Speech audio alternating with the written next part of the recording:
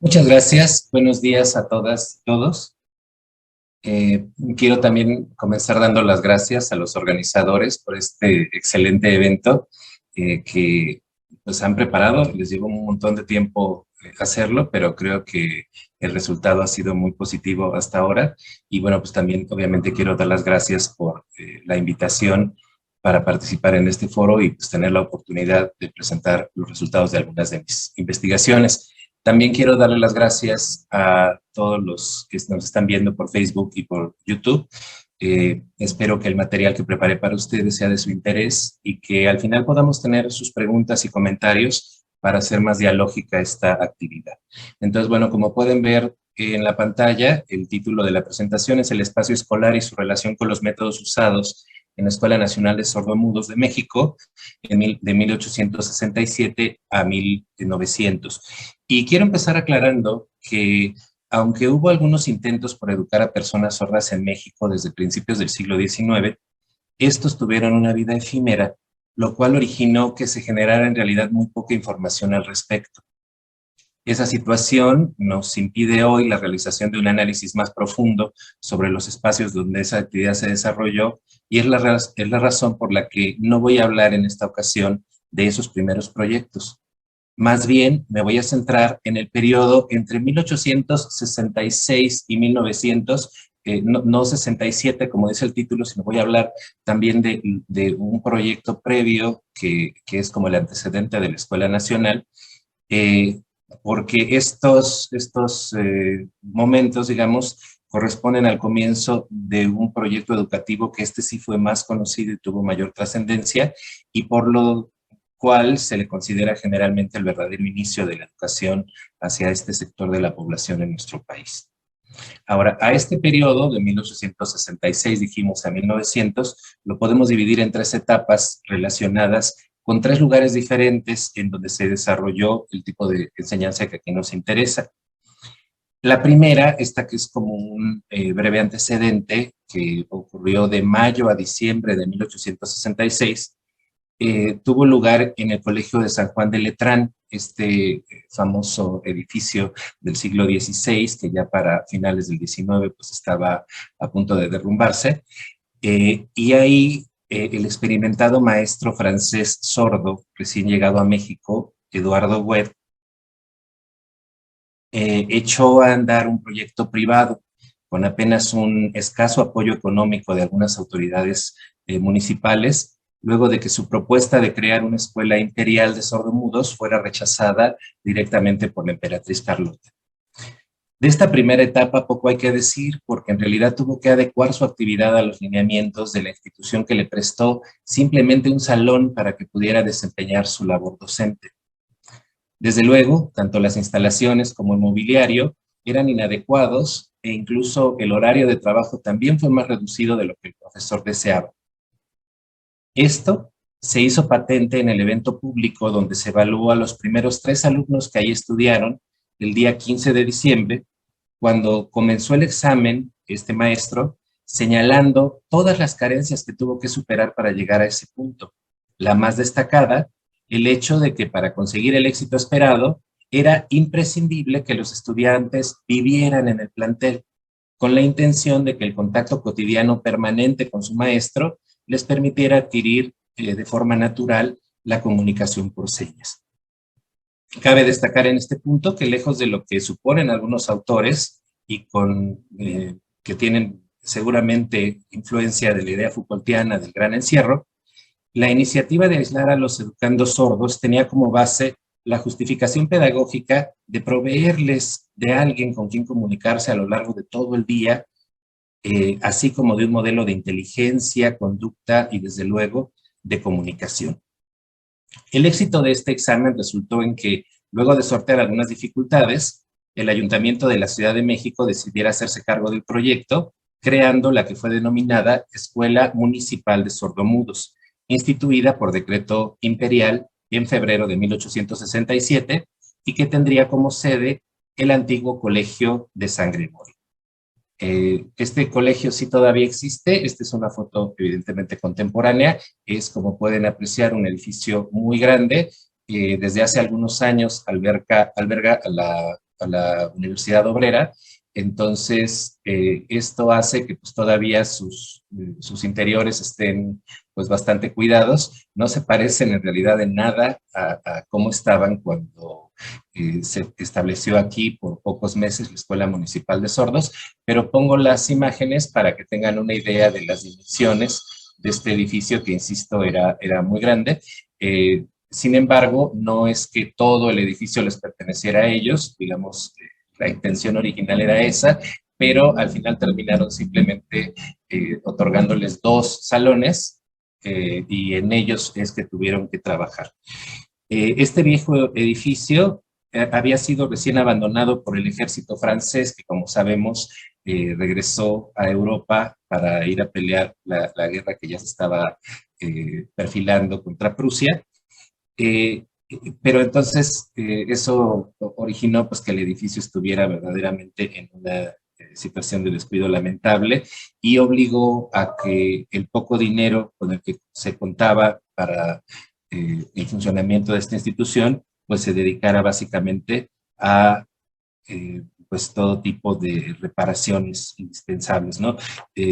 Una de ellas que era pues clave por esta perspectiva que tenía el maestro que ya señalé, de que los alumnos tenían que vivir en la escuela, pues obligó a que uno de esos 2 salones pues fuera habilitado como dormitorio. Sin embargo, digamos, esa actividad fue tan costosa y tan larga que incluso el propio maestro tuvo que poner de su dinero para tratar de terminarla. Y lo cierto es que la caída del Segundo Imperio, pocos meses después, produjo otra mudanza en el mes de noviembre, entonces esa obra pues no se terminó. Ahora bien, la nueva ubicación donde la escuela dejó de ser municipal y se convirtió ahora sí en la Escuela Nacional de Sordomudos, alojó a la institución durante casi todos los 100 años de su existencia, porque esta institución vivió hasta 1968, finales del 68.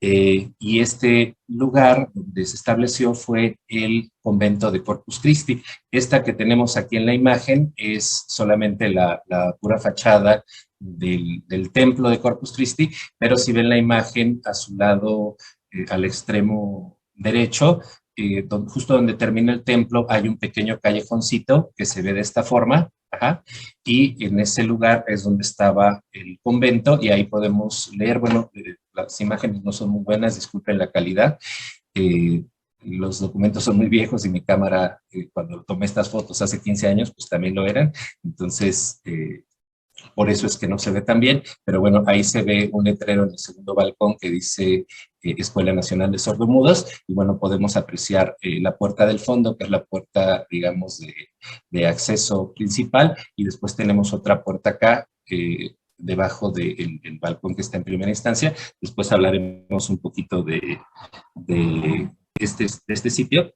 Entonces, hablando sobre Corpus Christi, debemos tener claro que también era un edificio viejo, no tanto como los 2 anteriores donde había estado la escuela, pero este se había empezado a edificar a principios del siglo XVIII.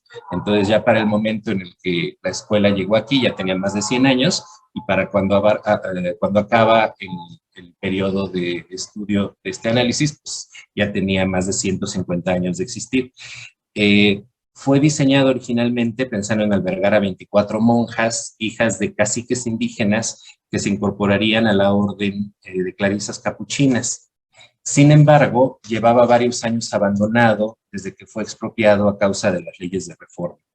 Por estas 2 razones, el abandono y el número de personas que se pensaba vivirían ahí originalmente, antes de la mudanza debieron realizarse también costosas reparaciones y adecuaciones en las instalaciones a fin de que estuvieran en condiciones de brindar el nuevo servicio para el que se había destinado. Además de los 24 alumnos que se proyectaba recibir como internos, 12 niños y 12 niñas distribuidos en dos secciones que no debían tener contacto entre sí en ningún momento. También vivirían ahí el director, el profesor francés y su esposa. Cada uno de ellos tenía el cargo de profesor general de uno del departamento de varones y otro del departamento de niñas. El prefecto, en un primer momento solo hay un prefecto que es varón, pero cuando aumenta la matrícula de niñas, entonces se crea también un cargo de prefecta. Y también estaba ahí viviendo el ecónomo, también llamado mayordomo o administrador, y 6 maestros aspirantes, jóvenes que serían preparados como maestros para sordos, porque al fundarse la Escuela Nacional de Sordomudos, se había proyectado la doble función de ser una escuela para sordomudos, pero también una escuela normal para maestros de sordomudos. Según el decreto del 28 de noviembre de 1867, había 3 lugares para aspirantes varones y 3 lugares para aspirantes mujeres, aunque en el periodo que nos ocupa nunca hubo en el mismo momento más de 2 mujeres estudiando esta carrera de maestra para sordos. Y pocos años después, sobre todo cuando fue creciendo la cantidad de alumnos varones, se incorporó un ayudante del profesor general, que era el aspirante más aventajado, lo que abría la posibilidad de recibir a un cuarto aspirante varón. Por último, también vivían ahí la servidumbre indispensable para el buen funcionamiento del establecimiento. Había algunos trabajadores que solo iban ciertas horas, pero había otros que vivían ahí, por ejemplo, el portero, una cocinera y 2 mozos, esto, digamos, en este momento inicial, en 1867, pero conforme fue creciendo la escuela, pues obviamente fueron más y más los trabajadores que tuvieron que vivir aquí. Al inicio, esta cantidad de gente digamos, diferentes adecuaciones que se tuvieron que hacer en el espacio para que ellos vivieran ahí y trabajaran ahí, pues no significó demasiadas dificultades porque los lugares, estos 24 sitios reservados para estudiantes, tardaron más de una década en completar la capacidad planeada, y esto es porque algunas de las becas asignadas para mujeres se le dieron también a niños varones, porque niñas casi no había. Llegó el número de estudiantes mujeres a 12 hasta finales del siglo XIX. Pero conforme el siglo fue avanzando, se siguieron recibiendo más y más alumnos. Para la década revolucionaria, ya eran más de 100 estudiantes los que estaban internados. Entonces, evidentemente, ya se sobrepasaba por mucho la capacidad del plantel. Ahora, varios escritores de la época y algunos reporteros relataron las condiciones materiales del edificio en diferentes momentos del periodo estudiado. Voy a citar solamente las palabras de Manuel Rivera Cambas, de 1884, que dice textualmente así: el local de Corpus Christi fue reparado convenientemente, dejando de tener el aspecto triste y sombrío del convento y las malas condiciones higiénicas que provenían de la estrechez de las celdas oscuras y mal ventiladas. Los 2 dormitorios son amplios, llenos de luz que penetra por grandes ventanas. El patio está muy cuidado, limpio y alegre, y la entrada ha perdido el aspecto raquítico y sombrío. La fachada está concluida. Fin de la cita. De forma diametralmente opuesta a esta descripción, los documentos de archivo presentan un panorama muy distinto. Casi cada año se invertían cantidades, incluso de varios miles de pesos, que para entonces era una verdadera fortuna, para mantener en condiciones siquiera tolerables el inmueble. Un ejemplo, entre muchísimos, pero de verdad, entre muchísimos otros, que es de 1886, y lo elegí porque estas palabras son de menos de 2 años después de la descripción de Rivera Cambas que acabo de leer. Trinidad García, quien acababa de asumir el cargo de director de la escuela, informaba lo siguiente. Vuelvo a citar textualmente: desde que me encargué de la dirección de este establecimiento, he notado que la mayor parte del edificio se encuentra en un estado ruinoso, presentando algunos departamentos un aspecto repugnante a causa del desaseo y deterioro en que se hallan. Como la clase de asilados a los que está destinada esta escuela tiene marcadísimas simpatías en la sociedad, este establecimiento es visitado con mucha frecuencia por gran número de personas, no solo de la capital, sino de los estados y aún del extranjero, que no han de quedar muy complacidas de la visita por lo que respecta a la parte material del edificio. Para impedir su completa ruina, he dispuesto que el ingeniero Luis G. Anzorena lo inspeccione con algún cuidado. Fin de la cita. Reparaciones de paredes, techos, pisos, lavabos y demás instalaciones eran tan frecuentes y prolongadas que luego de revisar el fondo documental de la Escuela Nacional de Sordomudos, que se halla en el Archivo Histórico de la Secretaría de Salud, queda la impresión de que no terminaban nunca, de que todo el tiempo estaba habiendo reparaciones. A todas estas reparaciones asociadas al deterioro normal de una construcción que para entonces tenía unos 150 años, hay que agregar los cambios que eran decididos siguiendo argumentos higiénicos o pedagógicos, como los derivados de los famosos congresos del Porfiriato, tales como la edificación o derribo de paredes, la apertura o clausura de puertas y la construcción de ventanas y tragaluces que permitirían la libre circulación del aire y las personas, y que buscaban conseguir una iluminación adecuada a las actividades que ahí se realizaban. Asimismo, el blanqueamiento continuo de las paredes, que rápidamente volvían a oscurecerse por la humedad del lugar, era una preocupación constante, tanto como mantener en condiciones aceptables, es decir, apegadas a los lineamientos trazados por las autoridades para los espacios escolares, en otros acabados, como los pisos y techos, cocina, comedores, dormitorios, instalaciones sanitarias y hasta patios y jardines. Bueno, les voy a pasar ahorita una serie de fotografías para que podamos entender un poquito mejor todo lo que estoy diciendo. Había dejado esta fotografía de la entrada de la Escuela de Sordomudos, que es de 1882, y quiero que la comparen con esta foto, que es de un poquito de tiempo después del que estamos analizando aquí. No tengo una que esté un poquito antes, pero corresponde ya a un cambio que había tenido el edificio en 1899. Como pueden fijarse, me regreso al anterior, observen que debajo del primer balcón hay una puerta, pero para unos pocos años después, 14 años después, ya lo que hay es más bien una ventana, ¿no? Entonces, esta puerta fue clausurada y se convirtió más bien en una ventana.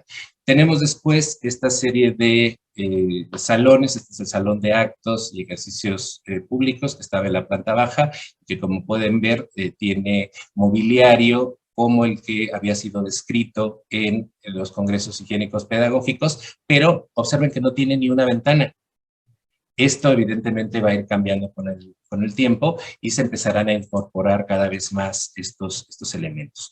Ahora, también tenemos aquí una imagen en donde podemos ver a las alumnas de la Escuela de Sordomudos con las tres aspirantes, que son las que están de vestido oscuro, y todas las de vestido claro, junto con la niñita que está en el extremo derecho de la foto, son las alumnas.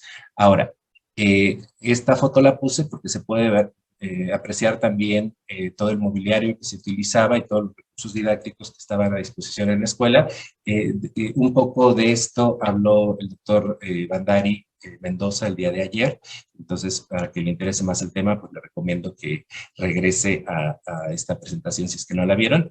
Y lo mismo podemos decir de la sección de alumnos, que bueno, obviamente son retratados en el mismo lugar, y podemos ver también que son más, ¿no? Ahora, ya sobre los salones específicos, podemos apreciar aquí uno más pequeño que estaba en el segundo piso, y bueno, lo mismo, ¿no? El mobiliario. Ahora, quiero mostrar también esta comparación de la transformación del patio central, porque aquí tenemos la primera imagen que tenemos de ello, que se ve pues todo vacío, pero producto de toda esta lógica de que las personas con algún problema de salud tenían que estar en lugares donde hubiera mucha vegetación, pues miren cómo se transformó, ¿no? En poco tiempo de estar completamente vacío, pues a tener por todos lados vegetación. Y por último, la Cristian, escuela te quedan tenía... 5 minutos. Muchas gracias. Por otro lado, la escuela tenía un jardín bastante grande. Esto también tenía una inspiración didáctica, porque para los sordos, además de sus clases habituales, se les enseñaba también horticultura. Esto como herencia del modelo francés de la Escuela de París, que es donde había estudiado el maestro que fue el fundador y director de la escuela que nos ocupa acá, ¿no?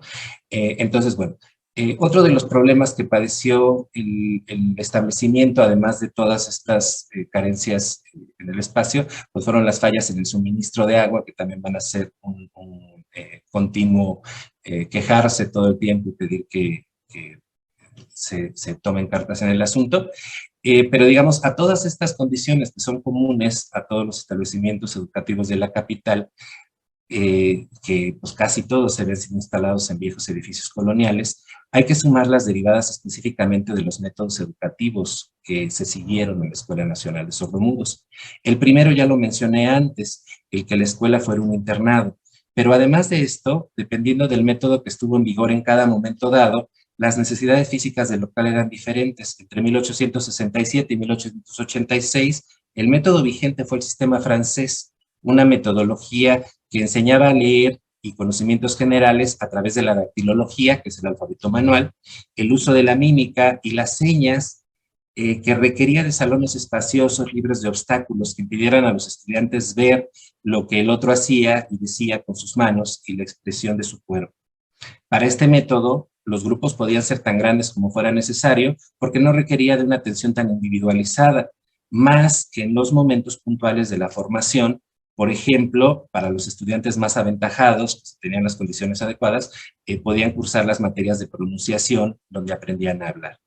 En las otras asignaturas, incluso podían estar mezclados alumnos de diferentes niveles y edades, en especial en las clases donde lo más importante era ejercitar la comunicación en ese lenguaje manual gestual. Por ello, como parte de las adecuaciones iniciales al llegar a Corpus Christi, debieron derribarse muchos muros interiores para hacer los salones más amplios y poder cubrir las exigencias de ese sistema. Por cada pared eliminada, también tenía que cerrarse una puerta y era de vital importancia que todos los espacios estuvieran siempre lo más iluminados posible. De ahí la continua apertura de nuevas ventanas y tragaluces. Ahora bien, para mediados de la década de 1880, cuando el método francés fue sustituido paulatinamente por el método alemán, las necesidades especiales se modificaron. Esta forma de enseñanza intentaba prescindir por completo de las señas y enfocarse en la escritura, el habla y la lectura labial. Para tal efecto debía eliminarse todas las distracciones posibles, así que los muros que se habían derribado apenas unos años antes volvieron a levantarse y las puertas clausuradas se abrieron de nuevo. Aquí les pongo un plano de 1899, en donde ya se pueden ver de nuevo los saloncitos tan pequeños que estaban, digamos, ya funcionando para este momento, y este, bueno, es el plano, el mismo plano, pero del piso de arriba, en donde se ve todavía más pequeños los salones, ¿no? Por último, hacia finales del siglo XIX, nuevas ideas comenzaron a llegar a la Escuela Nacional de Sordomudos desde el extranjero, que planteaban novedosas modificaciones metodológicas. La más conocida, por estar muy claramente descrita, fue la de la enseñanza auricular, que intentó ser introducida por el médico de la Beneficencia, Francisco Vázquez Gómez, quien se había especializado en otología en Alemania y había conocido ese sistema que buscaba aprovechar los restos auditivos que muchos de los estudiantes conservaban, para, con el uso de auxiliares auditivos, facilitar la adquisición del lenguaje oral. Afortunadamente para el erario público, este método no fue adoptado en México porque los profesores que dirigían la escuela pues decidieron que no era viable y digo afortunadamente porque esto habría traído toda otra serie de modificaciones en el espacio físico de la escuela. Los años siguientes, estos 100 años que duró la escuela, los cambios continuaron por razones similares a las aquí descritas, pero como ya exceden el límite temporal que establecí para este análisis y ya se me está terminando el tiempo, entonces prefiero dejar la reflexión aquí y más bien pasar a tres ideas como reflexiones finales a modo de conclusión.